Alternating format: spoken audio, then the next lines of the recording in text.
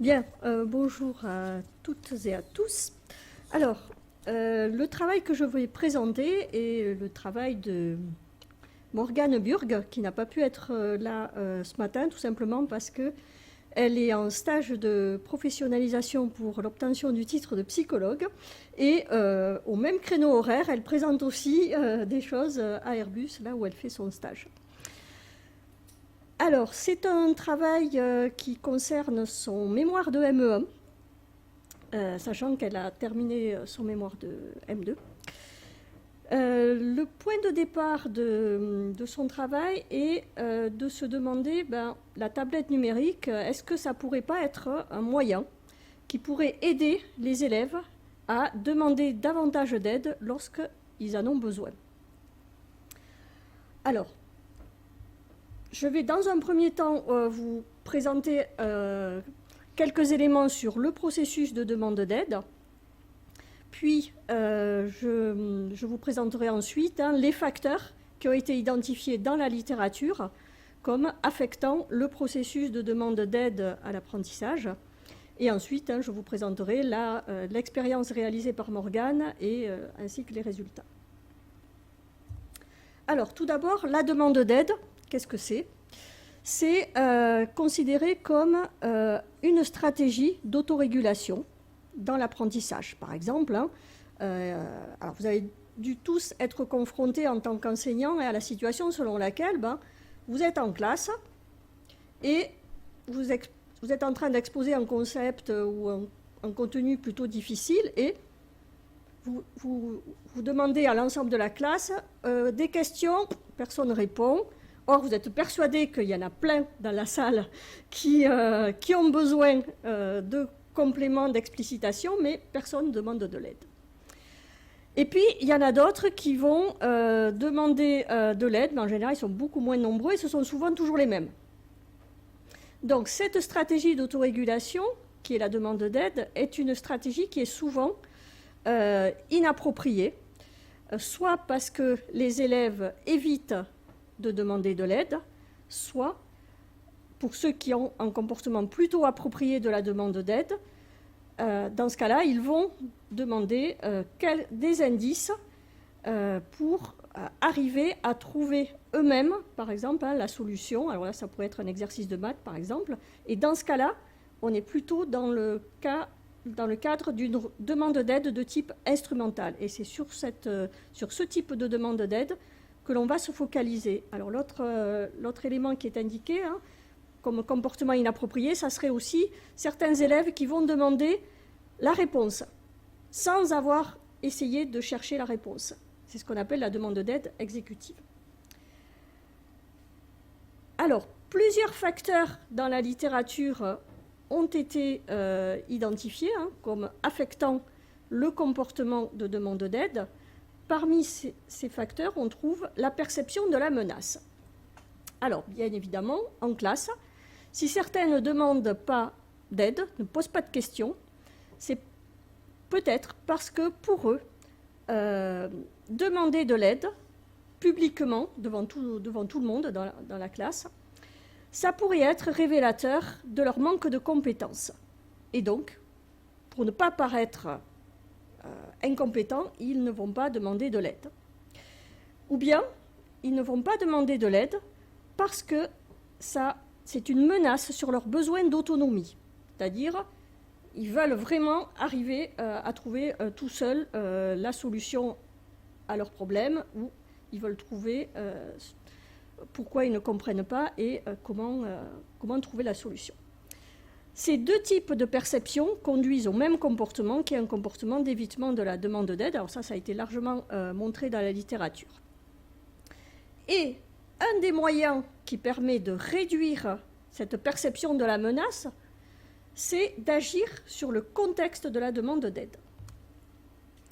Alors, dans la littérature, généralement, les auteurs distinguent deux types de contextes. Un contexte de demande d'aide privée, anonyme. Donc là, on n'est pas du tout au niveau d'une classe, c'est-à-dire on va demander de l'aide, mais de façon anonyme, c'est-à-dire que celui qui va recevoir la demande ne sait pas qui je suis. Alors c'est des choses qui peuvent se faire, par exemple, dans des forums de type SOS Maths. Il y a des collégiens qui, avec un pseudo, demandent de l'aide par rapport à un exercice de maths à un professeur qu'ils ne connaissent pas. Le professeur ne connaît pas l'élève et le professeur peut répondre. Versus un contexte de demande d'aide, comme cela se fait classiquement en classe, où la demande va être publique. Et là, typiquement, les résultats vont tous dans le même sens, c'est-à-dire qu'en contexte privé anonyme, le nombre de demandes d'aide est largement supérieur à celui en contexte public. Et lorsqu'on fait le lien entre contexte et perception de la menace de demande d'aide, qu'est-ce qu'on trouve? On trouve que justement, lorsqu'on compare les deux types de contextes, on s'aperçoit que la perception de la menace, que ce soit pour le besoin d'autonomie d'ailleurs, comme pour le sentiment d'incompétence, va être inférieure à la perception menaçante de l'acte de demande d'aide en contexte public. Donc, autrement dit, un contexte privé de demande d'aide réduit la perception de la menace et est beaucoup plus favorable à une activité de demande d'aide. Troisième facteur qui a été largement identifié dans la littérature comme affectant la demande d'aide, ce sont les buts d'accomplissement de soi. Alors, les buts d'accomplissement de soi, par définition, ça renvoie aux raisons qui poussent un individu à s'investir dans une tâche. Et classiquement, dans la littérature, je fais simple, on distingue un but de maîtrise. Alors, sous un but de maîtrise, que cherche l'élève? Il cherche en fait à développer sa compétence, à s'améliorer, à s'enrichir intellectuellement. Donc, pour lui, la comparaison va être par rapport à lui-même. C'est-à-dire, il va vouloir en savoir plus que ce qu'il savait avant. Alors que sous un but de performance, l'objectif de l'élève, c'est de démontrer aux autres sa compétence. Et donc là, ce type de comparaison s'inscrit dans une comparaison sociale. Et à partir de là, les auteurs ont distingué deux dimensions. Alors, pour les deux buts, mais ça a été beaucoup plus étudié par rapport au but de performance, c'est-à-dire sous une dimension approche du but de performance, certains veulent démontrer leurs compétences en obtenant des jugements favorables de la part des autres, ça peut être de la part des enseignants, mais de la part des autres camarades de classe. Sous une dimension évitement, ils veulent démontrer leurs compétences en évitant des jugements défavorables. La littérature, qu'est-ce qu'elle montre lorsqu'elle a étudié les relations entre but d'accomplissement de soi et demande d'aide? Alors là, les résultats sont plus compliqués parce que alors d'une part, il y a énormément de travaux sur les intentions de demande d'aide et très peu sur la demande d'aide réelle. Les intentions sont mesurées par questionnaire. Nous, ce qui nous intéressait, c'était la demande d'aide réelle. Et là, déjà, on a trouvé très peu de travaux. D'autre part, entre le but de maîtrise et la demande d'aide réelle, en général, c'est non significatif. Entre le but de performance et la demande d'aide réelle, majoritairement, c'est non significatif, sauf nous, dans une de nos études en 2011, on a trouvé une relation négative, plus l'étudiant poursuivait un but de performance et moins il demandait de l'aide. Donc difficile de formuler une hypothèse quant à la relation entre but et demande d'aide.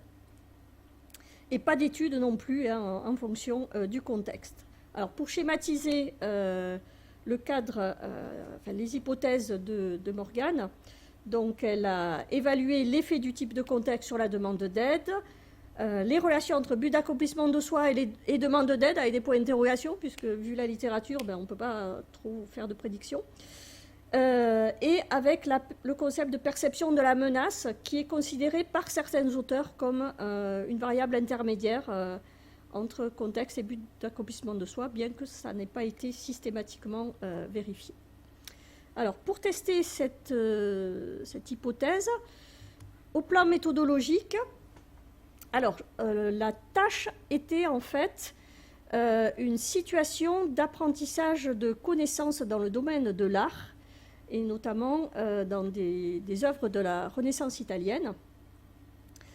Il y avait 41 participants, hein, c'était des étudiants de sciences humaines, mais ce n'étaient pas des étudiants en art. Hein, on avait exclu tous ceux qui avaient des connaissances en plus dans le domaine de l'art, des connaissances pointues, on va dire.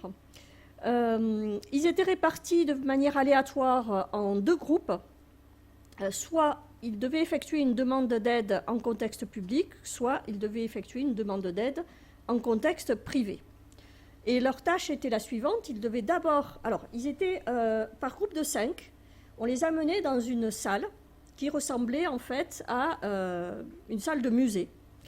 On avait accroché sur les murs des grands posters, hein, des reproductions d'œuvres de la Renaissance. Et donc, ils avaient une tablette, mais avant d'utiliser la tablette, ils devaient écouter, comme on le fait en visite de musée guidée, ils devaient écouter la présentation de ces œuvres par un guide qui était en fait l'expérimentatrice, donc Morgane. Et à la suite de chaque exposé, de chaque œuvre, ils devaient répondre à des questions sur la tablette. Et c'est là où s'effectuait la différence entre les deux conditions. En contexte, alors normalement il y a des diapos par rapport à ça. Bon, ça ce sont les œuvres étudiées, hein, le David de Michel-Ange, le Saint-Jean-Baptiste de Léonard de Vinci, l'école d'Athènes et la basilique Saint-Pierre. Alors, je vais vous passer à cette diapo-là. C'est-à-dire que pour la demande d'aide, ils avaient un bouton. Alors, je vais essayer d'utiliser le pointeur ici. La demande d'aide ici se faisait par ce bouton intermédiaire. Ici, il y avait les questions relatives aux œuvres qui avaient été présentées et une zone de réponse. Et si pendant la phase de réponse, le participant avait besoin d'aide, donc à tout moment, il pouvait cliquer sur ce bouton. Et lorsqu'il était en contexte public, il devait lever la main et dire « j'ai besoin d'aide ». Donc les 5 qui étaient dans la salle voyaient, enfin les 4 du coup restants, voyaient que tel participant demandait de l'aide, et ensuite il devait envoyer sa question sur la tablette, pour ne pas que les autres entendent aussi la réponse qui avait été donnée par le guide, c'est-à-dire l'expérimentatrice. En contexte privé, ben, le participant tapait sa demande d'aide et le guide répondait sur la tablette. Donc, personne ne savait à quel moment ou qui avait demandé de l'aide dans ce contexte-là. Alors, au niveau de la mesure des perceptions de l'acte de demande d'aide et des buts, donc là, vous avez je ne vais pas tous les donner, mais un petit exemple. Hein, pour la perception de la menace sur la compétence, par exemple, hein, un exemple d'item, c'était « Je me serais senti incompétent si j'avais dû dire aux autres que j'avais besoin de solliciter de l'aide pour répondre aux questions relatives à des œuvres d'art ». Donc, c'était référé au questionnaire de Pajares et collaborateurs qu'on avait adapté à la situation. Autre exemple, pour un but de maîtrise, hein, je me suis efforcé de comprendre le contenu de chaque œuvre de façon aussi approfondie que possible, hein, et il devait se positionner, hein, sur une échelle de 1 à 7, de pas du tout vrai pour moi à tout à fait vrai pour moi. Le déroulement était le suivant. Hein. Tout d'abord, il y avait un questionnaire de connaissances préalables en art. On voulait quand même vérifier qu'ils ne savaient pas déjà répondre aux questions. Il y avait une phase de familiarisation non seulement avec la tâche, mais aussi avec l'usage de la tablette. Alors cette phase, elle durait un certain temps. Et ils s'entraînaient sur... donc ils connaissaient du coup le type de questions, hein, puisqu'ils devaient... réaliser la tâche sur le David de Michel-Ange. Puis ensuite, ils écoutaient une présentation de l'œuvre. Alors, c'était 3 minutes par œuvre. Après, par exemple, les 3 minutes de l'œuvre 1, il répondait à un questionnaire de connaissances sur cette œuvre. Et les questions étaient suffisamment difficiles pour qu'il soit normalement obligé de demander de l'aide au guide. Cette phase durait à peu près 7 minutes. Et ensuite, il répondait au questionnaire de perception de la menace et des buts d'accomplissement de soi. Les résultats. Alors, les résultats étaient les suivants. Donc, alors clairement, lorsqu'on compare contexte privé et contexte public, le contexte le plus favorable à la demande d'aide est le contexte privé. Donc, beaucoup plus de demandes d'aide en contexte privé qu'en contexte public, en accord avec les travaux de la littérature. Autre résultat, beaucoup plus de perception de la menace, que ce soit sur la compétence ou sur l'autonomie, dans le contexte public que dans le contexte privé. Donc là, il y a bien eu une réduction de la perception de la menace. Autre résultat, qui n'était pas forcément attendu, c'était qu'on n'a pas trouvé de relation entre la perception de la menace de l'acte de demande d'aide et la demande d'aide, selon le contexte. Ensuite, lorsque on a comparé les buts d'accomplissement de soi et la demande d'aide, alors d'abord tout contexte. Ah, mince, je vais vous montrer le pointeur. Ici, tout est significatif, sauf que on constate, quel que soit le contexte, que plus le participant poursuit un but de maîtrise et un but de performance approche, moins il va demander de l'aide, alors que celui qui poursuit un but de performance évitement, enfin plus il poursuit un but de performance évitement, plus il va demander de l'aide, quel que soit le contexte. Alors après, on constate des petites différences selon le type de contexte. C'est plutôt négatif en contexte public pour les 2 premiers buts, et là on trouve toujours une relation positive avec le but de performance évitement.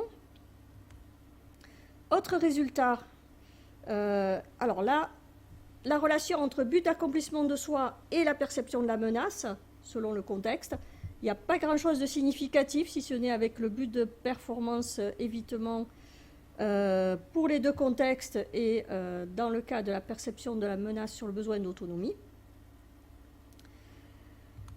Dernier résultat, concernant les relations entre la demande d'aide et les performances, là, le résultat est positif, c'est-à-dire plus l'individu va demander de l'aide et plus sa performance, ça concerne les réponses aux questions sur les œuvres d'art, est élevée. Alors ça aussi, bien sûr, c'est en accord avec la littérature.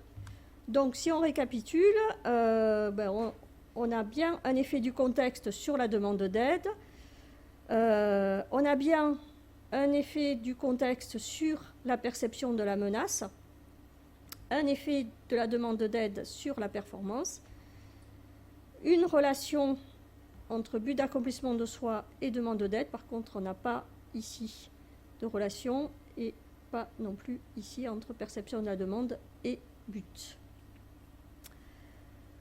Alors, comment expliquer ces résultats? Alors, d'abord, premier résultat, en fait, il y a eu peu de demandes d'aide. Pourtant, ils avaient largement le temps d'en demander. Alors on peut s'interroger pourquoi il y a eu si peu de demandes d'aide. Les performances, même s'ils étaient significativement supérieurs lorsqu'ils avaient demandé de l'aide comparé à ceux qui n'en avaient jamais demandé ou peu, les performances étaient de toute façon relativement faibles. Alors, une des explications pourrait être due à la charge cognitive. C'était des des étudiants qui ne connaissaient rien, qui avaient un niveau 0, et on avait bien contrôlé qu'ils avaient un niveau 0 sur la Renaissance italienne et sur ses œuvres d'art en particulier. Donc du coup, c'était un petit peu compliqué et le contenu était relativement dense pour eux. Rien qu'à la suite de l'exposé de chacune des œuvres. De plus, comme c'était difficile pour eux, enfin le contenu était dense, cette activité de compréhension rentrait en compétition avec le processus d'autorégulation. Et on sait que la stratégie de demande d'aide est une stratégie d'autorégulation. C'est-à-dire que peut-être qu'ils prenaient conscience qu'ils avaient besoin d'aide, ou peut-être ils n'en prenaient même pas conscience tellement ça devenait trop compliqué. Et s'ils en prenaient conscience, peut-être ils ne savaient même pas comment formuler leurs besoins d'aide. Et donc ça pourrait expliquer aussi pourquoi il y a eu si peu de demandes d'aide. Un troisième point aussi, c'est qu'il y a très peu, même actuellement, de travaux dans la littérature sur la demande d'aide réelle.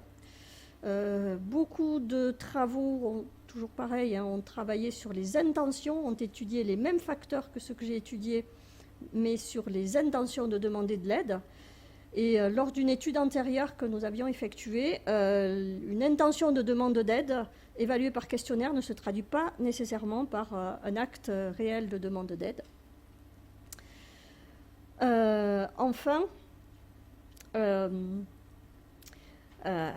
alors là on est plus sur les retombées appliquées. Là on a vu l'utilité de la tablette. Alors ça aurait pu être un autre outil que la tablette, mais en tout cas la tablette a permis par l'anonymat de réduire la menace et de contribuer à une augmentation de la demande d'aide qui s'est traduite également par une augmentation de la performance. Voilà, je vous remercie de votre attention.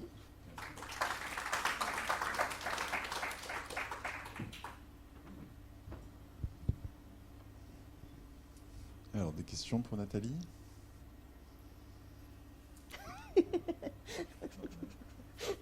Merci. Je me demandais comment était présentée en fait la tâche quand les étudiants arrivaient dans la salle et notamment dans la condition avec tablette. Et je vais expliquer ma question. C'est que je voyais du coup sur la capture d'écran qu'en fait la demande d'aide sur tablette, elle se faisait, si j'ai bien tout suivi, avec un petit bouton information. C'est ça ? Oui, c'était un petit. Oui. Et je me demandais si d'abord comment c'était présenté, et est-ce que c'était présenté comme une demande d'information ou une demande d'aide.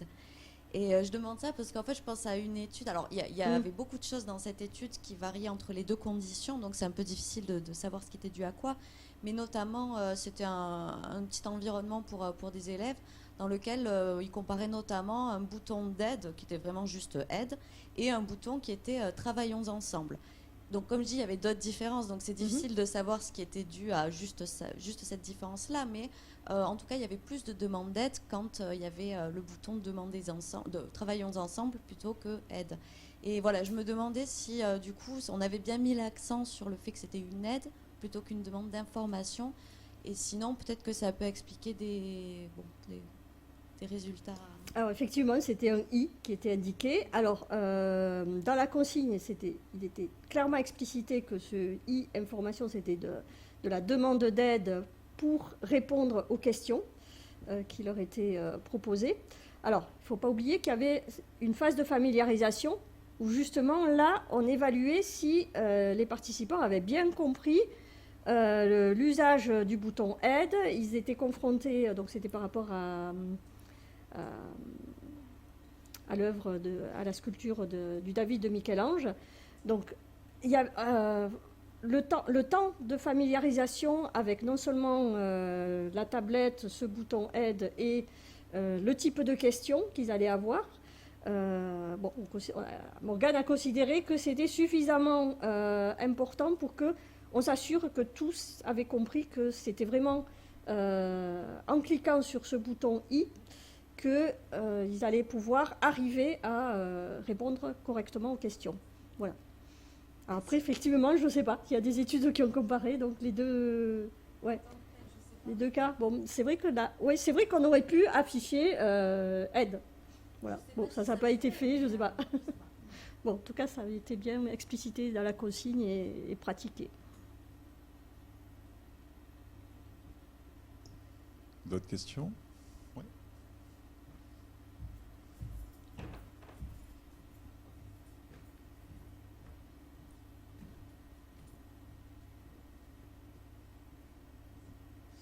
Bonjour, je suis enseignante et c'est vrai que la partie de discussion où vous notez qu'il y a peu de demandes d'aide en termes quantitatifs à la base, quels que soient les deux contextes, m'interroge beaucoup.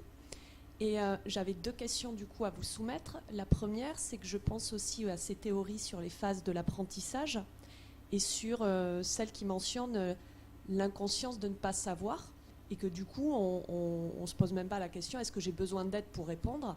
Et par rapport aux questions qui étaient posées, vous avez dit que c'était d'une densité quand même importante. Comment, et là c'est plus l'enjeu du numérique, mais c'est comment on va aussi créer le contexte où la personne se dit « Ah oui, non mais en fait j'ai vraiment besoin d'aide » parce que là manifestement ils ont répondu sans recourir à l'aide et sans avoir la perception même que ça leur a été nécessaire. Donc ça c'est une première question que je vous pose sur ces théories-là qui ne font pas appel au numérique. Et la seconde question, c'est, je pense qu'elle se rapproche un peu d'une question qui a été posée sur la présentation précédente, à savoir que là, ça passait par une tablette où il y avait la petite mention point d'information sur laquelle cliquer. Et ce qui m'interroge toujours en tant qu'enseignante, c'est par rapport aux habitudes actuelles de recherche d'information et d'aide. Et je vois que mes élèves, eux, vont recourir naturellement à leur portable, à leur smartphone, pour aller poser une question à Google, voilà, tout simplement maintenant. Et que si je leur apporte des aides en classe, qu'elles soient par un média numérique ou pas, elle va un peu contre leurs habiletés, là, maintenant, dans la recherche d'aide. Et ça aussi, ça m'interroge un petit peu sur le contexte de l'étude et sur ce qu'on voit dans les usages et les stratégies d'appel à l'aide des élèves actuellement et les outils qu'ils utilisent pour ça. Je ne sais pas si c'est... oui, alors, par rapport à la première question, déjà, en fait, il y a plusieurs possibilités. Soit l'élève ne demande pas de l'aide parce qu'il pense avoir compris. Ça peut arriver aussi. C'est-à-dire, il ne sait pas bien s'auto-évaluer. Et voilà, donc ça peut être aussi... ou bien, il sent bien qu'il ne comprend pas bien, mais il ne sait pas comment formuler la demande, ou il a peur de la formuler, ou bien il ne sait pas, voilà, il sait pas comment s'y prendre pour poser sa question. Alors, je ne sais pas si c'est tout à fait ça que vous vouliez... Si, c'était ça, voilà. Donc, il y a plusieurs cas possibles. Ou bien, il y a aussi l'élève qui... Et alors là, je suis sur un autre registre. Il est persuadé que, par exemple, on est en cours de mathématiques. Il est persuadé que, de toute façon, il a toujours été nul en maths. Donc, c'est même pas la peine qu'il pose une question. De toute façon, il ne comprendra même pas la réponse. Enfin, il est persuadé qu'il ne comprendra même pas la réponse. Et donc, il ne va pas demander de l'aide. Ça peut être aussi dû à un sentiment d'auto-efficacité très faible qui va l'empêcher aussi de demander de l'aide. Alors, par rapport à l'autre question, je ne sais pas trop à quoi vous répondre. Après, c'est vrai qu'en tant que... Donc, c'est entre l'information donnée qu'on peut trouver facilement, très rapidement sur un moteur de recherche et l'information donnée par l'enseignant. Oui.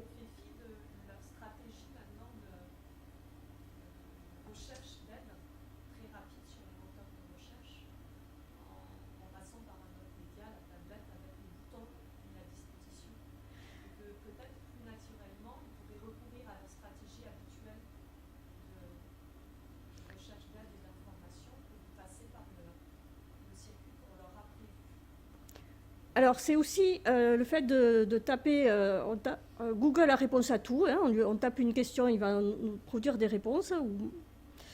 Ça peut éviter à l'élève... Alors, en le faisant, du coup, l'enseignant ne voit pas la question. Donc, c'est peut-être aussi facilitateur parce que ça réduit sa perception de la menace. Donc, il peut y avoir de ça aussi. Mais il y a toujours la question de est-ce que l'information que je trouve, elle est fiable ou pas? Alors ça renvoie à d'autres travaux. Il me semble que Franck avait travaillé là-dessus à un moment donné. Là, je n'ai pas du tout travaillé sur ça, mais peut-être plus les faire travailler à ce moment-là sur la fiabilité par rapport à une réponse donnée par un enseignant. Et je sais pas, enfin voilà, est-ce que vous avez des... j'ai pas plus de pistes de réponse par rapport à ça.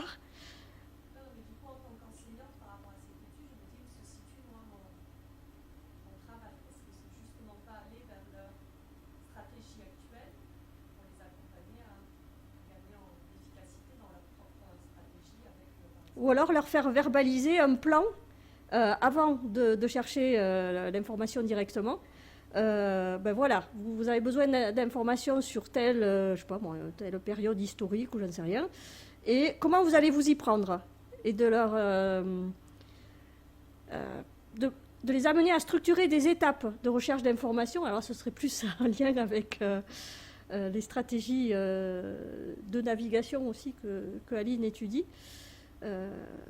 Peut-être que ça pourrait aussi les amener ensuite à mieux formuler des questions hors outils numériques. Je ne sais pas, voilà. Là, je réponds sans référence théorique particulière ni empirique. Ok, merci. Une dernière question ici qui avait été demandée et après je vous propose de clôturer. Merci.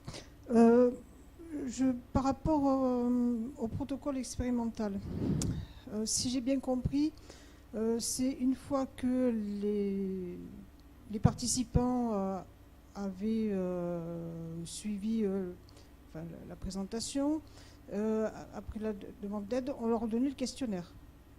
C'est bien ça? C'est à la fin qu'on leur donnait le questionnaire. Quel questionnaire? Les questions de connaissance. Oui. Après avoir présenté l'œuvre, oui. Je me suis demandé si on leur avait donné au début, c'est-à-dire dire voilà, attention, vous allez avoir une présentation, on vous posera des questions, mais vous pourrez demander de l'aide pour répondre à ces questions. Est-ce que, connaissant la difficulté de la tâche, est-ce que ça n'aurait pas suscité plus facilement la demande d'aide? Parce que je me suis demandé, est-ce qu'ils avaient une bonne perception de la difficulté de la tâche au moment de la demande d'aide?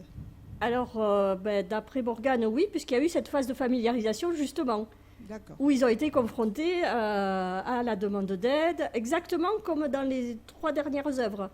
D'accord. C'était vraiment exprès pour être sûr que, et d'ailleurs, a duré en général un peu plus de temps, parce que voilà, on voulait être sûr qu'ils prennent conscience aussi de l'utilité de la demande d'aide pour répondre aux questions. D'accord. Voilà. Merci. Merci. Je propose qu'on arrête les échanges pour cette présentation. Donc, on va faire une pause. On va reprendre au plus tard 11h30, c'est ça? Donc, on va laisser le temps tranquillement d'une pause pour continuer peut-être les échanges. Donc, ceux qui ne connaissent pas, c'est vous sortez côté présidence, vous suivez le mouvement. Donc, c'est à l'extérieur et vous verrez, c'est pas bien compliqué.